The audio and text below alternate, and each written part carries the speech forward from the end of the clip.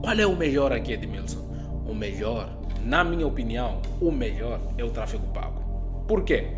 Porque o tráfego pago ele vai te trazer resultados num curto espaço de tempo.